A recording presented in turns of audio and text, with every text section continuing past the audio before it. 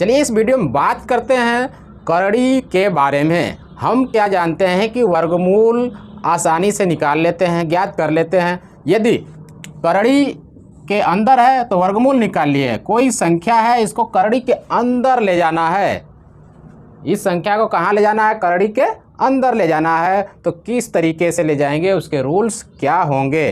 तो देखिए सिंपल सा है कि जब वर्गमूल होता है तो वर्गमूल निकाल लेते हैं, घनमूल निकाल लेते हैं। देखिए जब ऐसी स्थिति होती है, इसके अंदर कोई संख्या है, मान लो कि इसके अंदर यक्स है, तो इसका मतलब हुआ कि यक्स के पावर 1/2। यदि यही यक्स ऐसे है और यहाँ पे 3 दिया हुआ है, तो इसका मतलब क्या हो गया कि वह ऐसे हो गया। अगर यह ऐसे है तो इसका मतलब क्या हो गया? ऐसे हो गया। तो आप समझ जाएंगे कि जब भी करड़ी होता है तो वह कौन सा मूल होता है, तो 1 के अपान उतना लिख देते हैं। अगर 2 मूल है, वर्गमूल है तो 2 लिखेंगे, घन मूल है तो 3 लिखेंगे, अगर 4 मूल है तो 4 लिखेंगे, 5 मूल है तो 5, छठवां मूल है तो 6, जितने मूल होंगे लिख सकते हैं। तो अब क्या करना है, किसी भी संख्या को करड़ी के अंदर ले जाना है तो क्या करते हैं? तो अब जैसे 8 है तो 8 को ले जाना है इसके अंदर, वर्गमूल के अंदर, ठीक है, यानी स्क्वायर रूट लगाना है। तो इसकी वैल्यू चेंज नहीं होनी चाहिए। ये नहीं कि अब 8 लिखा है तो चलो ऐसे लिख दिए। ये क्या है? ये गलत है। ये क्या है? गलत है, ऐसे नहीं होगा। इसको जब ले जाएंगे ना तो अब इस स्क्वायर रूट का घात देखेंगे। क्या देखेंगे? घात देखेंगे। क्या होता है? 1/2 होता है। तो उस घात से इसमें, इसके घात में क्या करते हैं? भाग करते हैं। क्या करते हैं? भाग करते हैं। यानी कि इसका घात 1 होगा। देखिए अब रफ कार्य में समझ लेंगे कि घात 1 होगा और इसका घात जो हम स्क्वायर रूट में ले जाएंगे उसका घात 1/2 होगा। तो अब जब भाग लगाते हैं फ्रैक्शन का तो यह पलट जाता है। हम गुणा करेंगे तो 2 × 2/1 आएगा। 1 तो लिखते नहीं है, जब नीचे आ जाता है 1 तो नहीं लिखते, जब अंश रहता है तो लिखना होता है। लेकिन हर क्या होता है? हर में 1 आता है तो 1 को हटा देते हैं, क्योंकि पता रहता है कि हर में 1 होता है। तो यानी 2, यानी कि जब इसको अंदर ले जाएंगे तो इस पर घात में गुणा करने पर क्या पाया गया?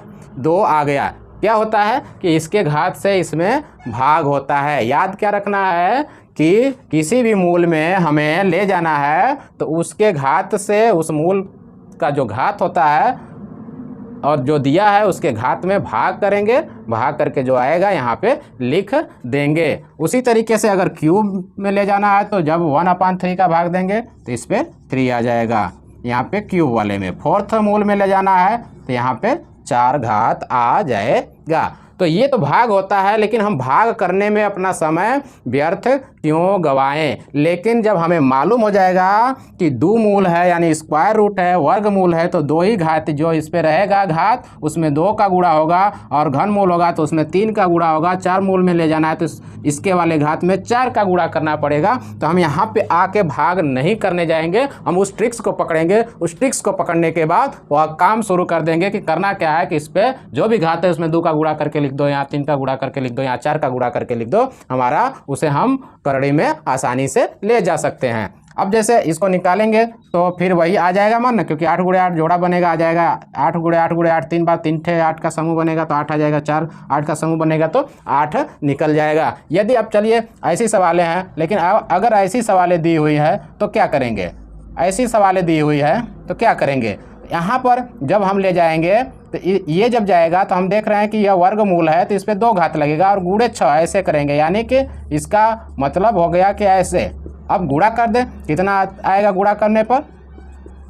150। यानी कि जब इसको पूर्ण रूप से करड़ी में लिखना होगा, यह करड़ी में और यह बिना करड़ी का, तो इसको पूर्ण रूप से करड़ी में लिखना होगा। तो कैसे करेंगे? हम जब यह सीख लिए हैं तो यानी कि 6 तो है पहले से, 5 को जब ले जाएंगे तो यह क्या होगा? वर्गमूल में जा रहा है, यानी कि उसके घात में 2 का गुणा होगा।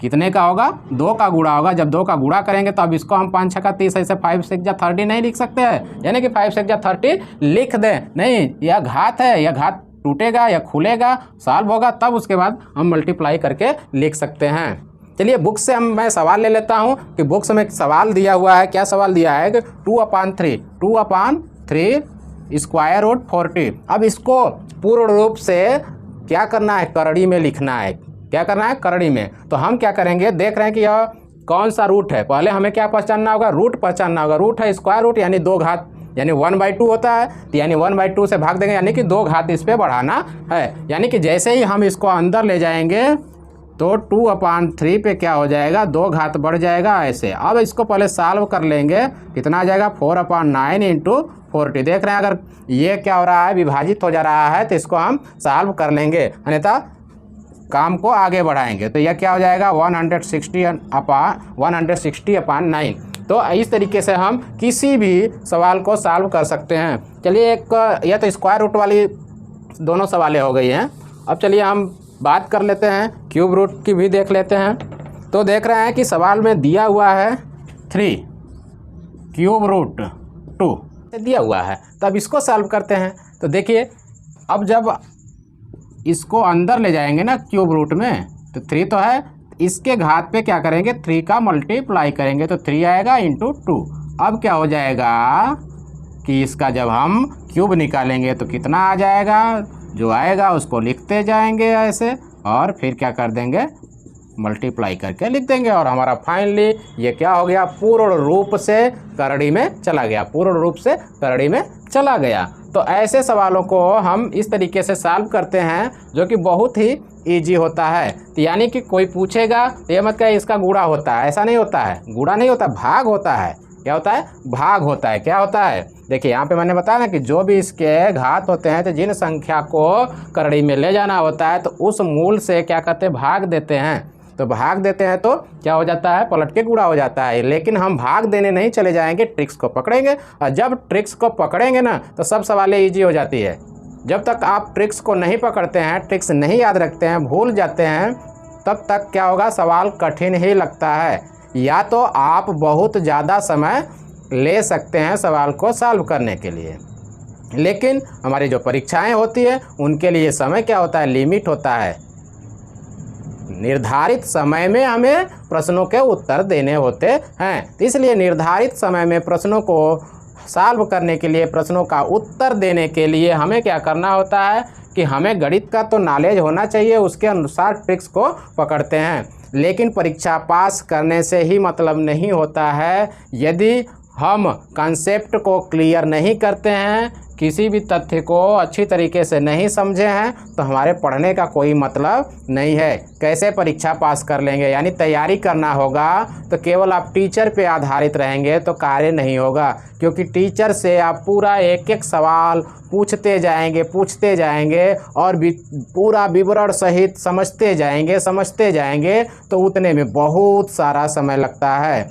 और रही बात खर्चों की, तो उसमें क्या होगा कि बहुत सारा पैसा खर्च हो जाता है। तो इसलिए हमें क्या करना पड़ेगा, टीचर तो जो बताए हैं उनके ट्रिक्स को फॉलो करो, और एक दो सवालें जो ट्रिपिकल्स हैं उनको पूछो, सॉल्व करो, उसके आधार पे सभी सवालों को सॉल्व करना सीखिए। जितनी हैबिट बना के रखेंगे, उतनी हैबिट बनाने से आपका जो मैथमेटिक्स का नॉलेज होगा वह बढ़ता जाएगा, और सभी सवालों को आप आसानी से सॉल्व करते जाएंगे।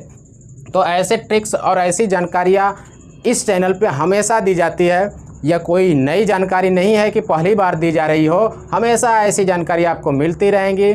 तो ऐसी जानकारियों के लिए, ऐसे ही अपने पढ़ाई को, आप ऐसे ही अपने मैथ में अच्छा बनने के लिए आपको करना क्या पड़ेगा, हमारे इस चैनल पर बने रहना पड़ेगा, और लगातार वीडियो को देखते रहिए और सीखते रहिए। तो इस वीडियो में बस इतना ही। ऐसे ही वीडियो के लिए बने रहिए हमारे YouTube channel your future life के साथ। आप अपना बहुमूल्य समय देने के लिए आपका धन्यवाद।